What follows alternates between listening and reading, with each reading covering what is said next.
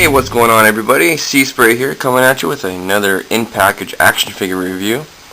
To go hand in hand with the Vincent van Gogh review I just did, we're now going to take a look at Houdini, also brought to us by Accoutrement Outfitters of Popular Culture. This is really cool. And it says here, the world's handcuffed king and prison breaker, Houdini action figure.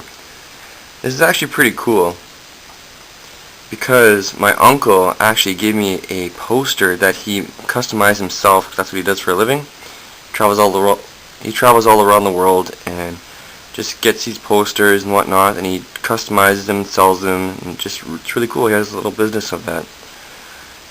And I'm just going to show you now the poster that he gave me, and it's kind of ironic that I found this with the same background, so it's really, really awesome.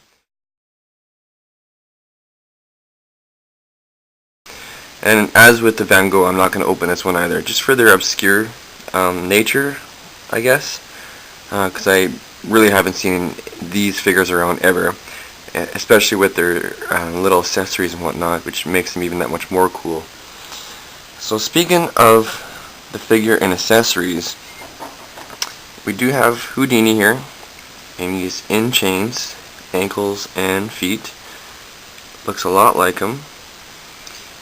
He does come with a straitjacket, rope, a chair, handcuffs, and leg irons. How cool is that? An action figure who comes with a straitjacket. Comes with an old-fashioned looking chair. Really awesome. So cool. And for articulation with this guy, from what I can see, he does have neck articulation. I don't know if it's a neck and head. It looks like it's neck and head, but I could be wrong. Does have upper shoulder articulation, or upper arm.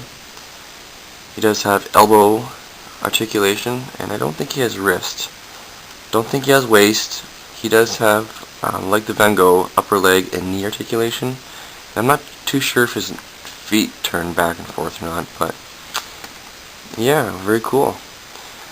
Awesome, just look at that. Straitjacket, rope, a chair, handcuffs. Cool. On the back here, it has a little write-up and whatnot. It says birth name, Eric Wise, aka King of Cards, Handcuff King, Master Mystifier, born March 24th, 1874, Budapest, Hungary, died October 31st, 1926, Detroit, Michigan. Occupation, escape artist, magician, actor. Weapon of choice, get this, magic. Compared to Van Gogh, Van Gogh's weapon was a straight razor. This guy does magic.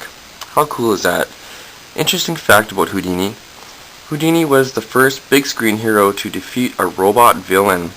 How cool is that? How can you not like Houdini? He's the first actor to do hand-in-hand combat with a robot. Come on, how cool is that? So it reads off here. Harry Houdini was born Eric Wise in Budapest, Hungary, March 24th, 1874. His family moved to America 4 years later, where they lived in poverty. Young Eric practiced his tracks constantly until the tender age of 12. He ran away from his home to make his way into the world.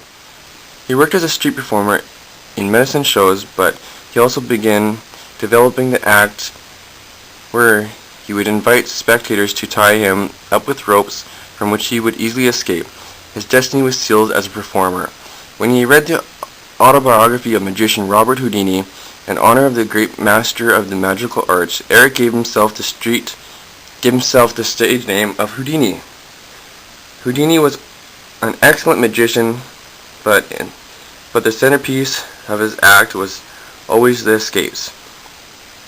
He had many famous escapes that he executed on stage, including Metamorphosis, a trick in which he was bound and locked in a trunk that was open after 3 seconds to reveal his head. He disappeared and replaced by his wife. And the Chinese water torture cell escape, in which he bound and suspended upside down and locked in a glass cabinet filled with water. But the most elaborate escape was performed in public, often involved many layers of danger. See sidebar, which is this. Although He is most renowned for his greatest escape artist of all time. Houdini's life was filled with a broad range of accomplishments. He had the world's largest collection of magical memorabilia. He was the first person to fly a plane on the continent of Australia, served in a scientific American team to debunk spiritualists, and in a series of movie serials. Was the first big screen hero to defeat a robot villain. Very cool. For a man who faced his own mortality on a daily basis, Houdini's death was anticlimactic. He died from a burst appendix on October 31st, 1926. To further disprove communication from the spirit world, Houdini left a secret code with his wife that would indicate to her if a message from beyond was really from him. Every year on the anniversary of his death, his wife held a seance. The message never came. Interesting.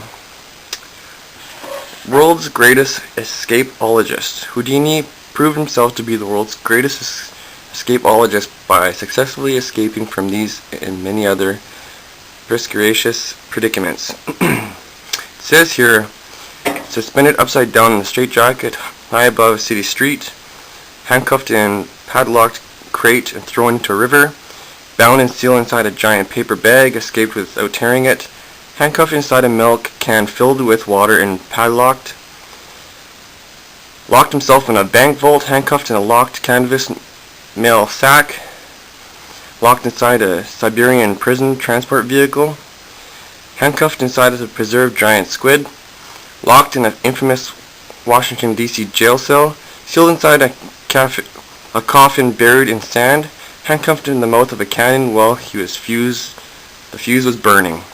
How cool is that? Man, this guy kicks ass. Houdini rocks. So yeah, guys, that's all. I just wanted to show you these obscure looking action figures that I picked up, and I don't think there'd be too many reviews of these on the internet, on YouTube. I don't plan on opening these just because they're really cool looking and I like to keep them in the package. So yeah, that's about it.